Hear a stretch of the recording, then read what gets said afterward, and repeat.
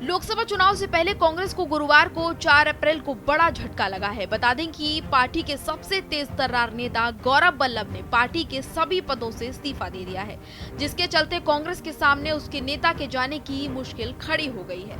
दरअसल लोकसभा चुनाव से पहले ही कांग्रेस के कई बड़े नेताओं ने कांग्रेस का साथ छोड़ दिया है।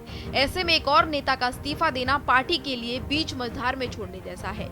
बता दें कि कांग्रेस नेता गौरव वल्लभ ने इस्तीफा देते समय कहा कि वो सनातन विरोधी नारे नहीं लगा सकते हैं। ऐसे में पार्टी में बना रहना मुश्किल है। बता दें कि गौरव वल्लभ पटेल ने सोशल मीडिया प्लेटफॉर्म एक्स पर कांग्रेस अध्यक्ष मल्लिकार्जुन खड़गे को भेजे इस्तीफे की फोटो शेयर करते हुए लिखा, कांग्रेस पार्टी आज जिस प्रकार से दिशाहीन होकर आगे बढ़ रही है, मैं उसमें खुद को सहज महसूस नहीं कर पा रहा हूँ। मैं ना तो सनातन विरोधी नारे लगा सकता हूं और ना ही सुबह शाम देश के वेल्थ क्रिएटर्स को गाली दे सकता हूं। इस कारण मैं पार्टी के सभी पदों और प्राथमिक सदस्यता से इस्तीफा दे रहा हूं। उन्होंने खड़गे को भेजे इस्तीफे लेटर में लिखा कि मैं भावुक हूं और मन व्यथित है। काफी कुछ कहना चाहता हूं, लिखना चाहता हूं और बताना चाहता हूं, लेकिन मेरे संस्कार ऐसा कुछ कहने से मना करते हैं। फिर भी मैं आज अपनी बातों को आपके सामने समक्ष रख रहा हूं, क्योंकि मुझे लगता है कि सच को छुपाना भी अपराध है। ऐसे में मैं अपराध का भागी नहीं बनना चाहता।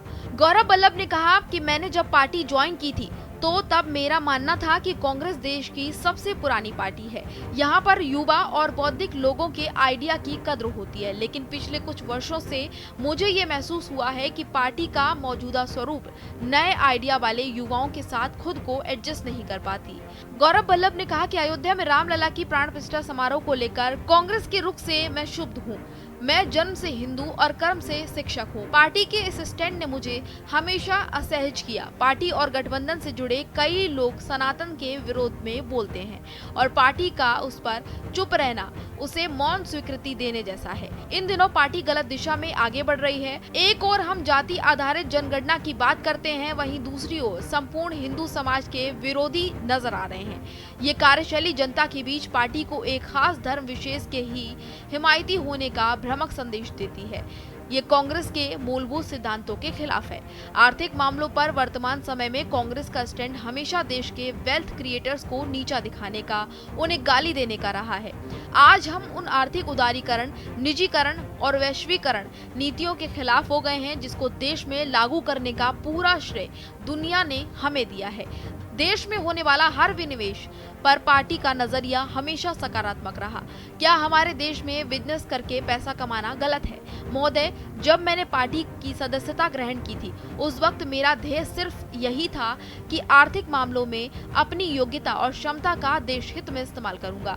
हम सत्ता में भले नहीं हैं, लेकिन अपने मैनिफेस्टो से लेकर अन्य जगहों पर देश हित में पार्टी की आर्थिक नीति निर्धारण को बेहतर तरीके से प्रस्तुत कर सकते थे, लेकिन पार्टी स्तर पर यह प्रयास नहीं किया गया, जो मेरे जैसे आर्थिक मामलों के जानकार व्यक्ति के लिए किसी घुटन से कम नहीं। पार्टी आज जिस प्रकार से दिशाहीन होकर आगे बढ़ रही है, उसमें मैं खुद को सहज महसूस नहीं कर पा रहा हूँ।